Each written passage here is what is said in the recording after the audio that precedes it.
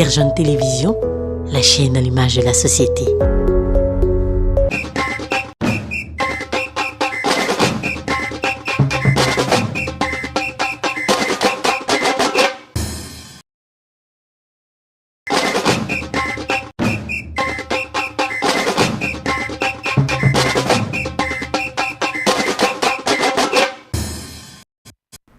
Vendredi 30 janvier 2026, dernier numéro de ce mois, le tout premier de l'année 2026. Mesdames et messieurs, bonsoir et bienvenue à cette session d'information d'Infosport que l'on débute avec cette finale de la Coupe d'Afrique des Nations Maroc 2026. Accusé de tous les maux, Jean-Jacques Ndala, arbitre de cette finale, est visiblement blanchi par la Confédération africaine de football. Ceci après un examen approfondi de la situation, pas d'irrégularité ni d'erreur constatée durant sa prestation. Suivez. Après les accusations dont il a été victime à l'issue de la finale tendue de la 35e édition de la Coupe d'Afrique des Nations, Jean-Jacques Ndala a été blanchi par la Confédération africaine de football.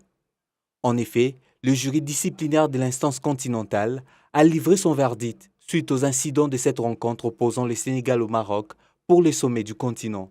L'arbitre Ndala avait été accusé par la Fédération royale marocaine de football à la CAF suite aux décisions du sifflet congolais jugé controversé, une plainte rejetée par le jury disciplinaire.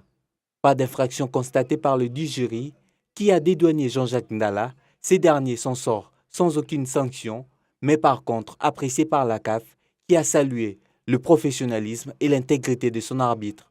Après ces succès, l'image de Jean-Jacques Ndala a été lavée, ce qui peut avoir de l'impact positif sur la suite de sa carrière et le propulser aux commandes des matchs de la Coupe du Monde 2026.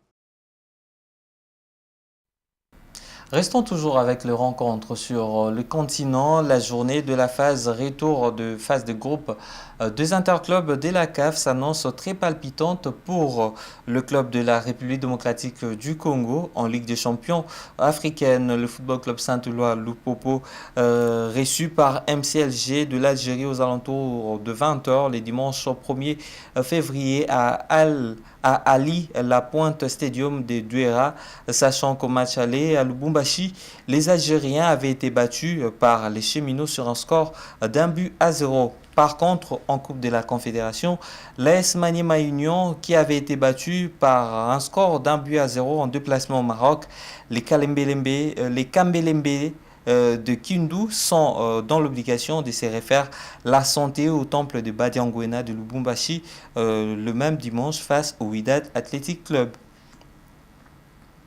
On poursuit avec ces communiqués du tout-puissant Mazembe signé le 29 janvier 2026, titré «La mission s'achève pour Lamine Mamadou Ndiaye». D'après ces documents, la direction du tout-puissant Mazembe annonce la fin de sa collaboration avec le coach Lamine Mamadou Ndiaye, qui a dirigé son dernier match lors du succès face à Sangabalende. Le coach a informé le joueur de son départ après la rencontre. Par ailleurs, il en est de même pour Alexandre Laurent Lucien Juran. La direction remercie Lamine Mamadou Ndiaye et Alexandre Laurent Lucien Juran pour leur engagement et leur contribution au club et leur souhaite plein succès dans leurs projets futurs. On revient au pays pour parler du championnat national. Le championnat de la Ligue 1 poursuit son bonhomme de chemin. Trois rencontres ont été au menu ce vendredi 30 janvier 2026 dans le groupe B au stade Frédéric Kibasa Maliba. AS New Soja a eu raison de l'AS Malolé sur le score de 2-0. Par contre, au stade mythique Tata Raphaël, le Football Club Renaissance du Congo a fait jeu égal avec la formation de l'AF Ange Vert, score du match 1 but partout. Le même résultat a sanctionné la rencontre qui a opposé le dernier club Motema Pembe au FC MK. Parlons cette fois-ci du football féminin. Le championnat de l'entente provinciale de football féminin de Kinshasa 2025-2026 a démarré ce vendredi 30 janvier 2026 au terrain de l'Académie Les Aigles avec deux rencontres de la division 1. En première explication, MCF Bilengue a laissé sa peau en tombant lamentablement par un score sans appel de 0 contre 8 buts devant le FCF Les Aigles du Congo, alors qu'en second lieu, le CSF Bikira n'a fait qu'une marche de santé devant le FCF Denisport, score du match 7 buts à 0. Toujours dans ce même championnat, les calendriers prévoient quelques rencontres, même ce week-end, le samedi 31 janvier 2026 au stade Tata Raphaël. AC Maranatha recevra le FCF Amani. Enfin, le dimanche 1er février, toujours au stade de Tata Raphaël, l'ASV Club recevra ASF Espoir de Kinshasa à la deuxième division le samedi 31 janvier 2026 au stade Cardinal Maloula. AC Madeko face au FCF Les Aigles du Congo et RC Golf face au FCF Forever. Dimanche 1er février, toujours dans les mêmes installations sportives, le FCF Étoile du Matin face au FCF Amani et le FCF Denisport matchera le CF Sportive d'Afrique. On termine avec ce communiqué du ministère des Sports et Loisirs s'agissant du report de l'Assemblée générale extraordinaire et élective de la Fédération congolaise de boxe. Monsieur le Président, à la suite de l'examen du processus ayant conduit à la convocation de l'Assemblée générale extraordinaire élective de la Fédération congolaise de boxe prévue le 31 janvier 2026, il a été constaté plusieurs irrégularités liées au non-respect des dispositions légales et réglementaires régissant l'organisation des élections des organes dirigeants du mouvement sportif en République démocratique du Congo.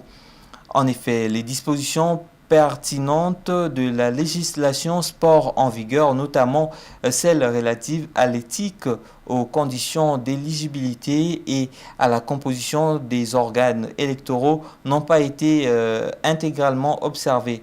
À cet égard, les articles 7, 9, 10, 11 et 13 alinéa 2 de l'arrêté ministériel numéro M.JSL/CAB/2100/0020/97 du 26 décembre 1997 portant révision de modalités d'organisation des élections des organes dirigeants du mouvement sportif de la République démocratique du Congo ont été méconnus, compromettant ainsi la régularité, la transparence et la légalité du processus électoral envisagé. En conséquence et sur base du report de services compétentes et dans le souci de garantir la légalité administrative ainsi que la crédibilité du mouvement sportif national, je décide du report à une date ultérieure de la dite Assemblée générale extraordinaire et élective. Ainsi, j'enjoins le secrétaire général au sport et loisirs qui me lie en copie de veiller à l'application stricte des dispositions électorales susmentionnées en étroite collaboration avec votre fédération afin d'assurer la mise en conformité préalable de l'ensemble du processus avec les textes légaux et réglementaires en vigueur en République démocratique du Congo. La nouvelle date de l'Assemblée générale extraordinaire élective ne pourra être fixée qu'après la validation du respect strict des exigences légales et statutaires applicables. Veuillez agréer, Monsieur le Président, mes salutations sportives, le meilleur Didier Boudimbutu Bouanga. C'est ainsi que s'achève cette session d'Infosport. Mesdames et messieurs, restez au contact avec Terre Jaune Télévision. Au revoir.